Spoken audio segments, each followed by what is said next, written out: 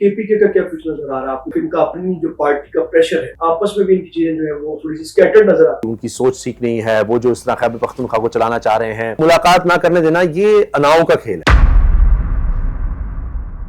सुहेल अफरीदी साहब को चलने नहीं दिया जाएगा। कुछ महीने सुहेल अफरीदी साहब गुजार गए तो विफाकी हुकूमत के लिए बहुत बड़ा मसला बन जाएगा। मुल्क के हालात दिन ब दिन जो है वो किस तरफ जा रहे हैं? दरिया का एक अपना एक निज़ाम होता है, वहाँ रोजगार का जरिया ज्यादा, हरियावल ज्यादा होती है, तो हमेशा इंसान की जिबिल्लत ये रही है। इसकी वजह से लोग बाहर जाने को प्रेफर करते हैं। काफी टर्न्योर गुजर गया, कोई डेवलपमेंट के साथ साथ कोई फॉरेन इन्वेस्टमेंट लाती हुई कामयाब होती दिखाई नहीं दी। जो बराह रास्त लोग फैसला साज हैं ना, उनमें आप मुझे बताएं वो कितनी इन्वेस्टमेंट यहाँ करते हैं और कितनी बाहर करते हैं। आप खुद यहाँ पर नहीं कर रहे तो आपको पता ही नहीं यहाँ पर क्या मसाइल हैं किसी के। आज आप देखें अफगानिस्तान के हालात, वहां पर उस तरफ से भी हमला पाकिस्तान पर, अफगान तालिबान की तरफ से दहशतगर्दों का। यहाँ भारत भी कह रहा है किसी वक्त भी कर सकते हो, तो हम तो एक सैंडविच बने हुए। कामयाबी सिर्फ ये नहीं होती कि आपके पास बड़ी सहूलतें आ गई, बहुत कुछ हो गया, इंसान डिप्रेशन में जा सकता है, एक मायूसी में जा सकता है। TLP को बैन कर दिया गया, किस किस के साथ राब्ते में थे? एक सियासी जमात को तो इलेक्शन कमीशन के थ्रू ही आप कर सकते हैं। देखिए, जिस तरह हमारे मुल्क में आइन और कानून के तहत जो कुछ हो रहा है उसमें तो कुछ भी पॉसिबल है। तो जहां आप सरकारी स्कूल नहीं चला पा रहे, वहां आप फिर मदारिस को किस तरह से टेक ओवर कर लेंगे।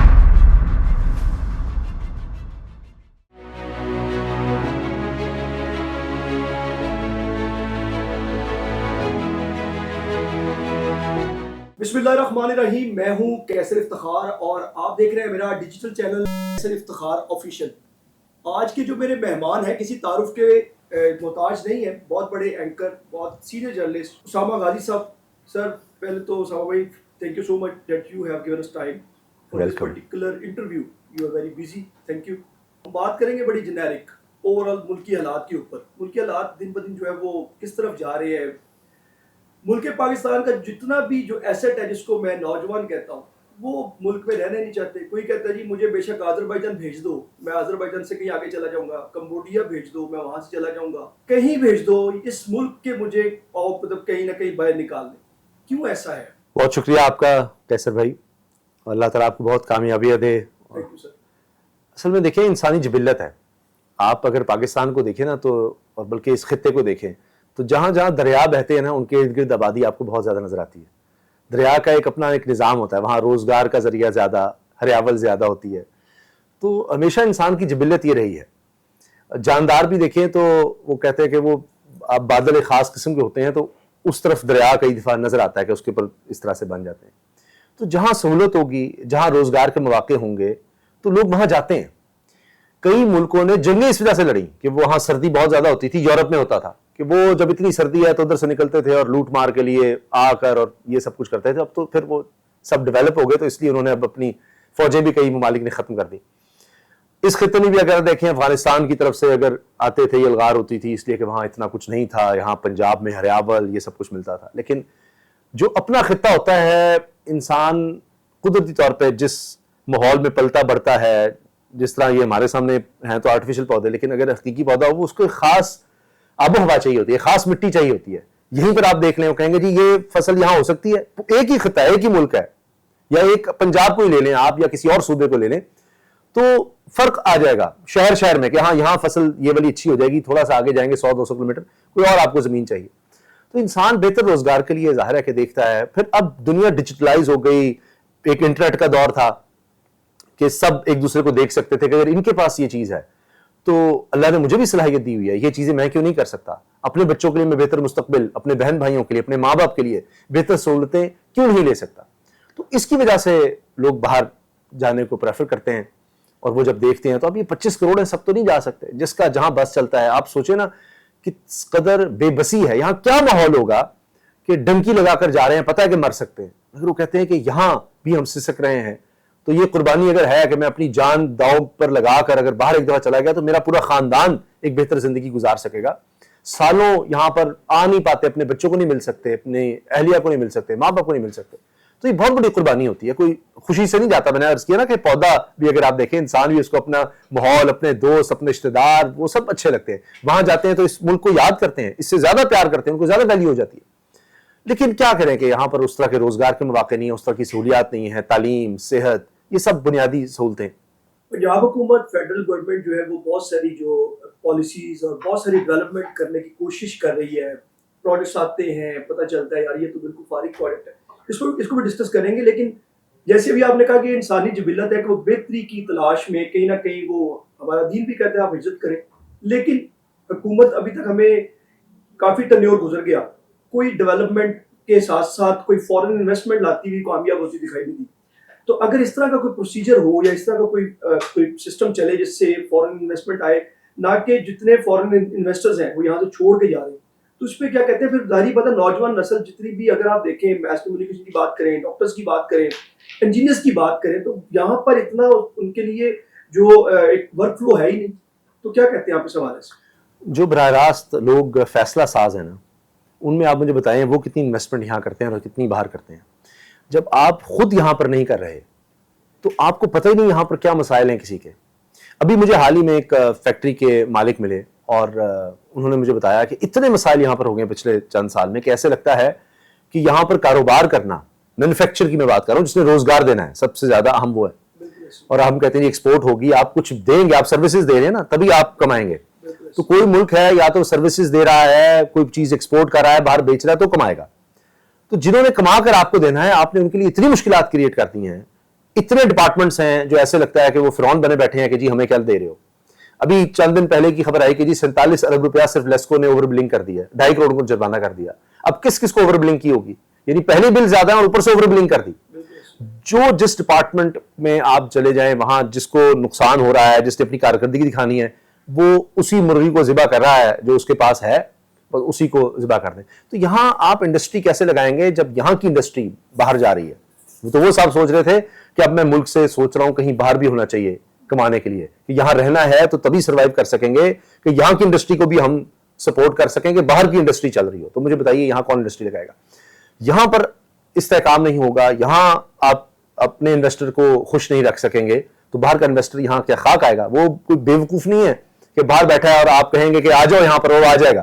وہ یہاں کے لوگوں سے رابطہ کرے گا, یہاں کی چیزوں کو دیکھے گا کہ یہاں کچھ ہو ہی نہیں رہا. پھر مسائل ہمارے اس طرح کے ہیں, ہم ایک جغرافیائی طور پر جو ہمارا ایک ایڈوانٹیج ہے وہ ہمارا ڈس ایڈوانٹیج ہے. ایڈوانٹیج دیکھیں کتنی زبردست جگہ ہے, چائنا بھی ساتھ ہے, دنیا کی سب سے زیادہ آبادی ہے, اور نہری نظام, دریائی نظام ہمارا خوبصورت دیکھیں, سینٹرل ایشیا بھی ساتھ ہے. مگر آج آپ دیکھیں افغانستان کے حالات, وہاں پر اس طرف سے بھی حملہ پاکستان پر افغان طالبان کی طرف سے دہشت گردوں کا, یہاں بھارت بھی کہہ رہا ہے کسی وقت بھی کر سکتے ہیں. تو ہم تو ایک سینڈوچ بنے ہوئے ہیں. تو اب مسئلہ یہ ہے کہ ایسی جگہ پر جہاں کسی بھی وقت کوئی جنگ چھڑ سکتی ہے, کوئی بڑا انویسٹر کیوں آئے گا؟ یہ ہمارے مسائل ہیں. پھر گزشتہ تقریباً 4 سال سے ہم نے اپنا ہی ریکارڈ توڑ دیا ہے. 1971 میں پاکستان 2 لخت ہوا, 2 ٹکڑے ہوا, تب بھی اس طرح کے حالات تسلسل سے نہیں رہے جو اب پچھلے 3-4 سال سے ہیں. تو آپ کی کاسٹ اتنی بڑھ گئی ہے, ٹیکسز کا اس طرح کا نظام بنتا چلا جا رہا ہے, تو ہم ایک گھر گئے ہیں. اگر ایک عام آدمی کے لیے, کیونکہ اکانومی اور اس سب کی ہم بات کریں تو ایک خاص آدمی کی چلے سمجھ میں آئے گا, عام آدمی کو اگر سمجھائیں تو اس میں یہ ہے کہ دیکھیے ہمیں دین سے بھی یہ سبق ملتا ہے کہ آپ کوئی کام کرنا چاہتے ہیں نا کہ دوسرے لوگ کریں, وہ آپ اپنے اوپر لاگو کر لیں. تو ہماری اشرافیہ, ہمارے فیصلہ ساز حکمران خاندان, وہ یہاں اس طرح انویسٹ کریں تو ان کو پتہ لگے کہ انویسٹمنٹ کے کیا مسائل ہیں کیا نہیں ہیں. جب آپ کی $12.5 ارب کی صرف دبئی میں ہی ریل اسٹیٹ اور انویسٹمنٹ ہوگی, باقی تو چھوڑ ہی دیجیے, تو وہ کہاں یہاں ماحول بنائیں گے انویسٹمنٹ کا؟ دیکھیں یہاں پر عام آدمی, عام نوجوان جو ہے یہاں سے نکلنا چاہتا ہے اور کہیں نہ کہیں اپنا روزگار تلاش کرنا چاہ رہا ہے. اسی طرف اگر دیکھا جائے تو ابھی ایک انسیڈنٹ پیش آیا انڈسٹریل اسلام آباد میں عدیل اکبر کے حوالے سے. تو عدیل اکبر جیسے جو افسران ہیں یا جو PSP افسر تھے, وہ ایک کہہ لیں کہ بہت اچھی سروس سمجھی جاتی ہے پاکستان میں. اگر آپ نے نوکری کرنی ہے تو everyone wants to become CSS officer, اور اس میں PSP DMG گروپ آتا ہے. تو ہم نے دیکھا ماضی میں بھی DMG گروپ کے بھی اور PSP افسران بھی جو نے ڈفرنٹ طرح سے خودکشیاں کی ہیں. اور ابھی یہ جو واقعہ پیش ہے اس میں بہت ہی ایک انفارچونیٹ واقعہ ہے. سب سے پہلے تو میں یہ کہوں گا, رپورٹ آئی سامنے کہ جب وہ ASP بلوچستان تھے تو ان کے خلاف IG جو بلوچستان تھے عبد الخالق اس وقت, انہوں نے ایک ان کی ACR جو ہے وہ منفی تیار کی. پھر ایک اسلام آباد کے آفیسر ہیں, انہوں نے ایک اسپیشل رپورٹ تیار کی جو کہ محکمہ میں بھیجنی تھی, اس میں انہوں نے ڈائریکٹ اسٹیبلشمنٹ ڈویژن میں بھیجی. جب وہ بھیجی تو وہ دماغی طور پہ ذہنی تناؤ کا شکار تھے. تو اس طرح کے اتنے بڑے لیول پہ بھی اگر یہ ساری چیزیں ہیں تو کیسے یہ ملک چلے گا پھر؟ ایک تو ان کی پیچھے بھی ہسٹری تھی جو میں دیکھ سکا ہوں, سمجھ سکا ہوں. میری ڈاکٹر سے بھی اس بارے میں بات ہوئی, پاکستان کے بڑے ڈاکٹر سے. تو وہ اشارے دے رہے تھے ان کا. اگر آپ ٹویٹر اکاؤنٹ دیکھیں تو 2-3 سال سے وہ شدید ڈپریشن کا شکار نظر آتے ہیں. پھر کامیابی صرف یہ نہیں ہوتی کہ آپ کے پاس بڑی سہولتیں آ گئیں, بہت کچھ ہو گیا. انسان ڈپریشن میں جا سکتا ہے, ایک مایوسی میں جا سکتا ہے. اور یہی بات کہ سی ایس پی آفیسر ہمارے, اس سے اوپر تو کوئی سرکاری نوکری ہے نہیں, لیکن اس سے اوپر بھی کوئی نہ کوئی شخص بیٹھا ہوتا ہے اور اس کو اتنا مینٹلی ٹارچر کر رہا ہے کہ وہ سمجھتا ہے کہ اچھا میں تو بہت بڑا افسر ہوں, لیکن اس سے اوپر بھی کوئی افسر ہے اور اس سے وہ صحیح غلط کام سارے لے رہے ہیں اور وہ بھی ڈپریشن میں آ رہا ہوتا ہے. جتنی تنخواہ وہاں پر مل رہی ہے, اگر ایسے ہی بریلینٹ لوگ پرائیویٹ سیکٹر میں چلے جائیں یا باہر چلے جائیں, اس سے کئی گنا زیادہ وہ کما لیں گے. تو یہ ضرور ہے کہ سرکاری سطح پر آپ کو نوکر چاکر مل جاتے ہیں, ٹور جس کو ہم کہتے ہیں ٹور ٹیکا بڑا ہے جی, بڑا یہ ہے وہ ہے, گاڑیاں ہیں, لیکن اتنا ذاتی نہیں ہوتا. حق الحال کی اگر آپ کمائی کر رہے ہوں تو آپ ایک پرائیویٹ سیکٹر میں اسی لیول کا شخص کہیں نکل گیا, باہر چلا گیا یا یہاں ملک میں بھی اگر آ گیا تو اس کا آپ کمپیریزن نہیں کر سکتے. تو لہٰذا یہ ضرور ہے کہ ایک عام آدمی کے لیے بڑا زبردست ڈریم ہے, لیکن جب آپ وہاں جاتے ہیں تو ہوتا وہ بھی ایک سرکاری نوکری ہے, ملازم, کیونکہ اس کے اوپر ایک اور شخص ہے جو اس سے پھر اپنے کام جیسے بھی ہے وہ لے رہا ہے اور وہ ڈپریشن کا شکار ہو جاتے ہیں. جس طرح آپ نے عدیل کی بات کی, اس طرح اور بہت سے لوگ انفارچونیٹلی یہ حرام کام, یہ خودکشی کا یہ کر چکے اس طرح ڈپریشن میں جا کر. تو اللہ تعالیٰ سب کو اس سے محفوظ فرمائے. اور اس میں تمام ڈپارٹمنٹس میں, پرائیویٹ بھی ہوں سرکاری ہوں, ان کو نظر رکھنی ہوگی کہ کس طرح سے ہم لوگوں کو ڈیٹیکٹ کر سکتے ہیں کہ وہ اتنے ڈپریشن میں جا رہے ہیں اور ان کو پھر کس طرح ہم میڈیکل ہیلپ دیں. ایک طرف ان کی ڈینگی رپورٹ آتی ہے پازیٹیو, دوسری طرف انہیں چھٹیاں نہیں ملتی, رخصت پہ نہیں وہ جا پاتے ہیں. پھر انہیں گزشتہ رات جب وہ اپنی اہلیہ کے ساتھ پیمس میں جاتے ہیں اور ڈاکٹرز انہیں کہتے ہیں you need rest, you need to get admission into this particular hospital which is PIMS, وہ نہیں لیتے. وہ کہتے ہیں جی ہم گونا over come on the situation, اور چلے جاتے ہیں. اب یہ جو پازیٹیو رپورٹ ڈینگی کی اور سارے معاملات یہ ہیں تو ویسے بڑے خطرناک. خیر اس پہ ہمارے جو تجزیہ انشاءاللہ آپ سے دوبارہ بھی اس پہ بات کریں گے جب ایسے رپورٹ آتی ہے انویسٹیگیشن جے اے ڈی کی. اس وقت این سی سی آئی کے حوالے سے میں دیکھ رہا ہوں آج کل آپ بھی بات کر رہے ہیں اپنے جو چینل پہ اور اوور آل بات کرتے ہوئے ہمیں دکھائی دے رہے ہیں, جہاں پر فیڈرل گورنمنٹ جو ہے وہ ایف آئی اے کے ایک سب ڈومین بناتی ہے جس کو الگ سے ڈی جی بھی بنا دیتے ہیں, جس میں N C C I national cyber crime investigative agency department بنتا ہے, جنہوں نے یہ سارے کیسز دیکھنے ہوتے ہیں, جتنے بھی فائنینشیل کرائمز ہیں اور انٹرنیٹ پہ جتنے بھی سارے کرائمز ہو رہے ہیں. وہی افسران جب آپریشن گرے شروع کرتے ہیں اور جتنے بھی کال سینٹرز ہیں جو انلیگل کال سینٹرز ہیں ان پہ کاروائیاں کرتے ہیں, ان پہ کمپلینس بھی آتی ہیں کہ وہ ان کے ساتھ جو مینوپولیٹ کر رہے ہیں, ساری چیزیں ذرائع کے مطابق ہو رہی ہیں, آپ کو ان کا پتہ ہے. ریسنٹلی ایک واقعہ پیش آیا جس میں 6 افسران جو ہیں وہ این سی سی آئی اے کے گرفتار کیے. پہلے انہیں جو ہے وہ خفیہ اداروں کی جو ہے پکڑنے کے بعد انویسٹیگیٹ کیا اور فوری طور پر ان پہ ایف آئی آر درج کی اور پیشی کی ان کی ہوئی عدالت میں. اس حوالے سے کیا آپ کہتے ہیں کہ کیا یہ چل رہا ہے ہمارے این سی سی آئی, ایسے کیسے چلے گا, عام عوام کیسے انصاف حاصل کرے گی؟ جب کوئی شخص غلط کام کرتا ہے, اس کے پیچھے پرٹیکولرلی جو چیزیں سامنے آ رہی ہیں وہ یہ ہے کہ ان سے ایسے ایسے کام لیے جا چکے تھے کہ ہم نے کہا کہ ہم نے ایسا ایسا سرو کیا ہے کہ اب تو ہمیں نہیں ہٹایا جا سکتا, یا ہم نے جو ہمارے پریویو میں نہیں بھی آتے تھے کام, ہمیں بس اوپر سے آرڈر آیا, ہم نے اس بندے کو دیکھو جی ہم نے کر دیا, اس میں صحافی آ رہا ہے, اس میں کوئی سیاسی کارکن آ رہا ہے, نہیں دیکھا, کیونکہ اتنی تو کمپلینٹس تھی. تو جب اتنا انہوں نے سرو کر دیا اس لحاظ سے, تو کانفیڈنس ان کو یہ ہو گیا کہ اب ہمیں کچھ نہیں کہا جا سکتا, ہم تو ہر حکم پورا کر رہے ہیں, تو اب ہم اگر تھوڑا بہت, ہاں جی ہم تھوڑا بہت اگر یہ کر بھی لیں گے تو خیر ہے. اور پھر یہ کہ انہوں نے اداروں کا بھی نام بیچ میں اس میں یوز کیا, اسی لیے کہ جی ہم ان کے لیے کام کرتے ہیں, ہم تو ہیں ہی وہ جب ان کے ساتھ کام کرتے ہیں. تو یہ انہوں نے سوچ لیا, پورا ریکٹ بنا لیا کہ ہم یہاں سے اب پیسہ بھی بنا سکتے ہیں, سارا کچھ کر سکتے ہیں. تو یہ ہی ہوتا ہے جب ایک عہدے پر بیٹھ کر آپ ناجائز کام کسی سے لیں گے, کسی بھی عہدیدار سے, تو آپ اس کو ٹرینڈ کریں کہ تم نے ہمارے کہنے پر کیا تھا تو اب وہ آگے وہی کام کرے گا. تو یہ یہاں پر ہوا ہے. میرا خیال ہے کہ دیکھا نہیں گیا کہ قانون کے مطابق کیا چیز چل رہی ہے کیا نہیں, بس وہ آرڈر آیا کہ بھائی اس کو پکڑو, یہ کرو. وہ جب کرتے رہے تو انہوں نے خود سے بھی اپنا ایک گینگ بنا کر وہی کام شروع کر دیا. یہ تو بڑا سمپل سا ایک فارمولا ہے کہ اگر ایک امیڈیٹ باس اپنے سبارڈینیٹ سے کوئی الٹا کام کروائے گا تو وہی سبارڈینیٹ 9 کام خود سے کرے گا, اور وہ امیڈیٹ باس اسے پوچھ نہیں سکتا, چاہے پھر آپ این سی سی آئی کا وجود میں لے آئیں اس کو, یا پیرا کو لے آئیں یا ایرا کو لے. تو یہ ساری چیزیں ہم لوگ اس پہ ڈسکس تو اس بہت لمبی ڈیٹیل میں ہو سکتی ہے کہ کیا کیا جو این سی سی آئی کے انڈر ڈومین میں ہو رہا ہے اور کس طرح سے یہ عام جو شہری اور پریشان ہوتا ہے. ایک اس کی ایگزامپل یہ دے دیتا ہوں کہ اگر کوئی خاتون جو اپنی کمپلین سبمٹ کرتی ہے کہ میری کوئی بندہ یا کوئی میرا کوئی ایکس یا کوئی جو میرا تعلق میں تھا, وہ اس کے پاس میری ویڈیوز ہیں یا کوئی پکچرز ہیں, تو وہ مینوپولیٹ کی ہیں, اس پہ کاروائی کی جائے, تو وہ بیچاری جس وقت آفس جاتی ہے ایف آئی اے کے یا این سی سی آئی اے کے, تو پورے جو ہم نے دیکھا کہ وہ عملہ اس پہ ڈسکس کر رہا ہے، تو ایک اس طرح سے بھی پریشانیاں ہیں اس ادارے میں جو کہ بہت سی ٹھیک ہونے والی ہیں. اس وقت ٹی ایل پی کو بین کر دیا گیا اور کچھ چیزیں سامنے آئیں کہ ٹی ایل پی کس کس کے ساتھ رابطے میں تھے، مفتی صاحب کے ساتھ، منیب الرحمان صاحب کے ساتھ، اور پھر وزیرہ صاحبہ نے جو ہے وہ محترمہ مریم نواز صاحبہ نے مفتی منیب الرحمان اور جو راغب نعیمی صاحب ہیں ان کو ساتھ بٹھا کے فوٹو سیشن بھی کیا. تو اس پہ تھوڑا سا بتائیں کہ کیا ہونے جا رہا ہے؟ ٹی ایل پی کو بین کر دیا، کیا قانونی طور پہ یہ از اٹ پاسبل؟ دیکھیے جس طرح ہمارے ملک میں آئین اور قانون کے تحت جو کچھ ہو رہا ہے اس میں تو کچھ بھی پاسبل ہے، کچھ بھی آپ کر جائیں، جو طاقتور ہے وہ کچھ بھی کر سکتا ہے. اب اصل میں کیا یہ ہے انہوں نے کہ انسداد دہشت گردی ایکٹ کے تحت ان کو بین کیا ہے. ٹھیک ہو گیا. تو میری انڈرسٹینڈنگ یہ ہے کہ ایک سیاسی جماعت کو تو الیکشن کمیشن کے تھرو ہی آپ کر سکتے ہیں، اور اس میں پھر سپریم کورٹ ہے، کابینہ سے اپروول ہو کے پھر سپریم کورٹ میں الٹیمیٹلی کیس جاتا ہے.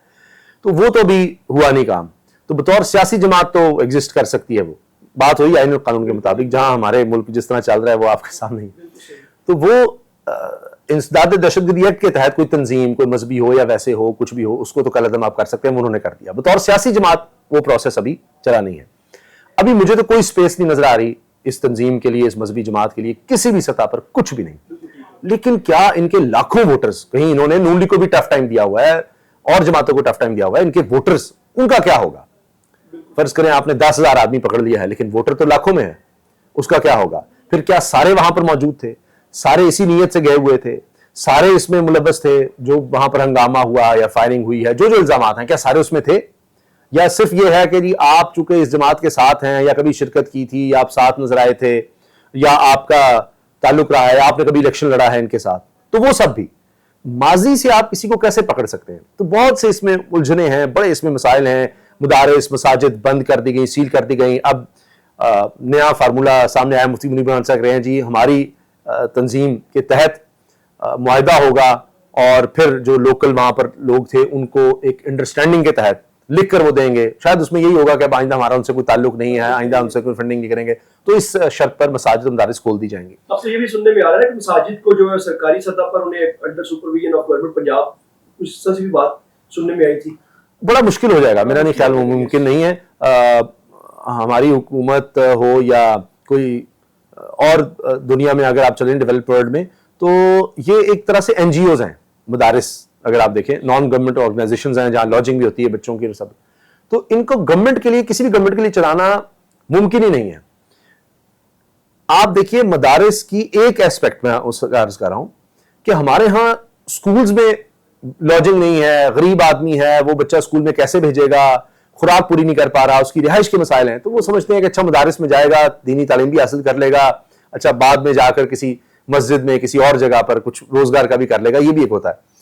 تو جہاں آپ سرکاری سکول نہیں چلا پا رہے، وہاں آپ پھر مدارس کو کس طرح سے ٹیک اوور کر لیں گے؟ یہ بھی آپ سوچیے ذرا. ان کا بڑا ایک خرچہ ہوتا ہے بڑا. اسی طرح مساجد کا ہے، ان کے بل ہیں. صرف یہ تھوڑی ہے کہ جی 10,000 وظیفہ لگا دیتے ہیں، 25,000 وظیفہ لگا دیتے ہیں. بل آپ مساجد کے دیکھیں کتنے زیادہ ہیں، ان کی مینٹیننس کتنی مسائل ہوتے ہیں، رمضان میں کتنا زیادہ خرچہ آ جاتا ہے. تو یہ آسان کام نہیں ہے. آپ کو نہیں لگتا اسامہ بھائی کہ یہ جو ٹی ایل پی کا جو آپس میں جھڑپیں ہوئی ریسنٹلی جو ہوئی ہیں 2016 سے 2025 تک، تو ریکارڈ بھی آیا، پنجاب پولیس نے فہرست جاری کی، سفارشات بھیجی وفاقی کابینہ کو کہ اس کو بین کیا جائے، اس پہ عمل درآمد بھی ہوا. لیکن ان ساری باتوں سے پہلے جب یہ اس دفعہ انہوں نے اسلام آباد جانے کا ٹھانی، ٹی ایل پی کے جتنے بھی قائدین ہیں کارکنان کے ساتھ، ان کے ساتھ ہم نے بھی رپورٹنگ کی، دیکھا. آپ کو نہیں لگتا کہ ان کے ساتھ پراپر کمیونیکیشن نہیں ہوئی in that particular time when they were trying to go to the Islamabad? مجھے لگتا ہے کئی سال بعد شاید کچھ حقیقتیں کھل پائیں، کچھ چیزیں سامنے آ سکیں. ہوتا یہ ہے کہ جب ایک ہنگامہ سا کریٹ ہو جاتا ہے نا، تو اس میں کچھ پتہ نہیں چلتا کیا ہو رہا ہے. ایک اندھیرا ہے، پتہ ہی نہیں گولی کہاں سے چل گئی، کس کو لگ گئی، کس نے پہلے چلائی، اور پھر کسی کی چیز کنٹرول میں کچھ نہیں رہتا. یہ بات آپ کی درست ہے کہ جب یہ لوگ نکل رہے تھے اس وقت بات چیت ہو جاتی، لیکن پہلے خیال تھا کہ لاہور میں روکیں گے، پھر آیا نہیں آگے کرتے ہیں، تو پھر یہ سوچ یہ تھی کہ اسلام آباد پہنچنے نہیں دینا، اور اس کے بعد پھر اچانک ہوا. تو اگر انہی لوگوں کو جن کو پہلے انوالو کیا گیا تھا، اور جو جن شرائط پر پھر پابندی ہٹی تھی، یا لوگوں کو رہائیاں ملی تھیں، یا کیسز ختم ہوئے تھے، انہی لوگوں کو لا کر جو آج آ رہے ہیں، مریم صاحبہ سے مل رہے ہیں یا آج ایکٹیو ہوئے ہیں، ابھی بھی 2 دھڑے نظر آ رہے ہیں. علامہ راغب نعیمی صاحب اور مفتی منیب الرحمان صاحب تو مل لیے، لیکن ایک الگ گروپ ہے جو کہہ رہے ہیں کہ مذاکرات نہیں کرنے چاہیے، یہ کیا مساجد اور مدارس کس طرح سے چلیں گے، کیا ہوگا. تو ایک ان میں خوف ابھی بھی ہے کہ پتہ نہیں آگے اسرائیل کا کیا بنتا ہے، اس چکر میں یہ سارا کچھ کیا گیا ہے. تو کئی سالوں بعد شاید حقیقتیں کھل سکیں، لیکن ان لوگوں کو میرا خیال ہے کہ پہلے انوالو کر لینا چاہیے تھا. اس میں علماء مشائخ کی بھی کوتاہی ہے، پھر یہ بھی کہ ان کی لیڈرشپ جو تھی انہوں نے بالکل ایک الگ اپنا نظام بنایا ہوا تھا کہ ہم نے ہی ساتھ چلنا ہے، کسی کو کانفیڈنس میں نہیں لیا، ساتھ ملاتے کہ ہم سب یک زبان ہو کر پھر کوئی پریشر ڈالیں، آگے بڑھیں. تو یہ بھی نہیں ان کی سن رہے تھے، انہوں نے بھی اتنا زور نہیں لگایا. جب سب کچھ ہاتھ سے نکل گیا پھر اب آپ دیکھیں اب یہ ہم سب کچھ سمیٹنے پر لگے ہوئے ہیں. اس میں دہائیاں لگیں گی. اب لوگوں کے اندر ایک بے چینی، اضطراب بن چکا ہے، جس کی وجہ سے سرکاری سطح پر آپ کو کبھی ایک کو بلانا پڑ رہا ہے، کبھی دوسرے کو بلانا پڑ رہا ہے، اور اس طرح کی اسٹیٹمنٹ دینی پڑ رہی ہیں کہ نہیں ہم تو کسی پر قبضہ نہیں کرنا چاہتے، ہم تو نہیں کرنا چاہتے. پہلے ساری مسجدیں سیل ہو گئیں، پھر ڈی سیل ہونا شروع ہوئیں. تو اب اس میں دہائیاں لگیں گی. جو لوگوں کے اندر ایک خوف اور یہ ایک سوچ آ گئی ہے کہ اس کے پیچھے کوئی نہ کوئی اور ڈیزائن ہے جس کی وجہ سے کیا گیا. اور پھر اس کے بعد کیا بھی ہے گیا نا کہ مساجد مدارس آپ نے دیکھا نہیں کہ بھئی وہ لوگ تو وہاں پر بیٹھے ہوئے تھے، وہ تو نہیں شرکت کرنے کے لیے آئے تھے.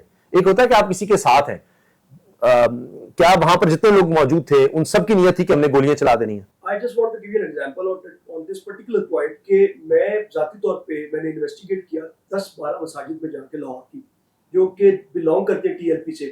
وہاں پہ کچھ ایسے ان نیبرہڈ میں ایسے بزرگ ہیں جو کہ چل کے مشکل سے مسجد میں جاتے ہیں اور مسجد سے واپس گھر جاتے ہیں، اور ان کو نہیں پتا کہ مطلب یہ مسجد کس فرقے سے ہے، کس سے. ان کا مقصد صرف اور صرف نماز ادا کرنا ہے. ایسے لوگوں کو بھی انہوں نے جو ہے وہ ہینڈ کف کیا اور دروازوں پہ مسجد کے روکا.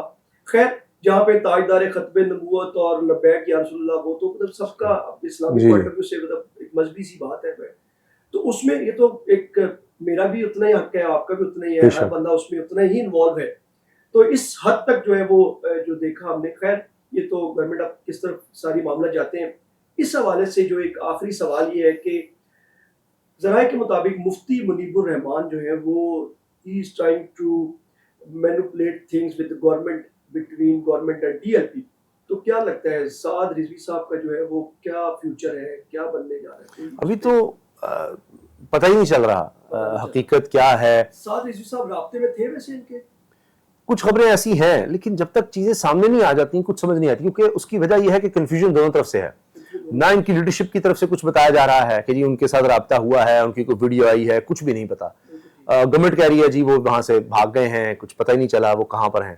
اور گورنمنٹ کی طرف سے کوئی تابڑ توڑ کوششیں بھی نظر نہیں آ رہی ان کو پکڑنے کی کہ اچھا جی وہ نکل گئے ہیں، بس ٹھیک ہے اب ہم دیکھ رہے ہیں پکڑ لیں گے. تو اس سے شکوک و شبہات بہت زیادہ نظر آتے ہیں. KPK کے حوالے سے ٹائم کی شارٹیج کی وجہ سے آخری سوال ہوگا KPK کے حوالے سے. سہیل افریدی کا KPK کا کیا فیوچر نظر آ رہا ہے آپ کو؟ جو صورتحال میں چل رہی ہے وہ روز بیان دے رہے ہیں کہ میرا نام جو ہے وہ لسٹ میں شامل ہے and I'm definitely going to meet with Imran Khan into the prison. تو کیا لگتا ہے آپ کو کیا ہوگا کہ کیسی چیزیں چل رہی ہیں؟ ایک طرف مولانا فضل الرحمان، دوسری طرف ان کا اپنی جو پارٹی کا پریشر ہے، آپس میں بھی ان کی چیزیں جو ہیں وہ تھوڑی سی اسکیٹرڈ نظر آتی ہیں. تو what is your stance on that particular area which is called KPK؟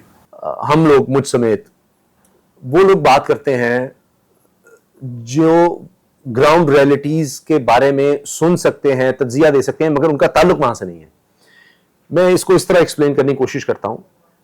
وہی نون لیگ، وہی پیپلز پارٹی مرکزی بیانات کیا دے رہی ہے، سہیل افریدی کے خلاف دے رہی ہے کہ جی ان کی سوچ ٹھیک نہیں ہے، وہ جو اس طرح خیبر پختونخوا کو چلانا چاہ رہے ہیں امن و امان کے حوالے سے، جو ان کا طرز ہے چلنے کا وہ بالکل غلط ہے.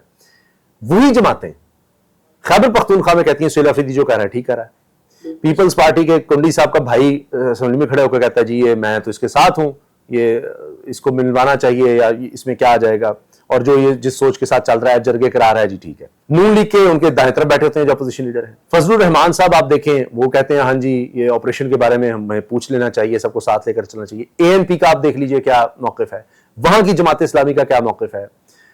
PTM، مجھے کوئی ایک جماعت بتا دیں، کوئی ایک جماعت کہ جو اس وقت نون لیگ باقی خیبر پختونخوا کا چیپٹر چھوڑ دیجئے، تو جو پریس کانفرنسز یہ کر رہے ہیں ان سے کروائیں، ان کے MPs سے کروائیں، جنہوں نے لوگوں سے ووٹ لینا ہے یا لے چکے ہیں یا وہاں پر اس طرح سے موجود ہیں، ان کا بالکل آپ کو فرق نظر آئے گا. تو وہاں کے ڈائنامکس فرق ہیں، ان چیزوں کو میرا خیال ہے دیکھنا ہوگا. اور سہیل افریدی کو ملاقات نہ کرنے دینا یہ اناؤں کا کھیل ہے.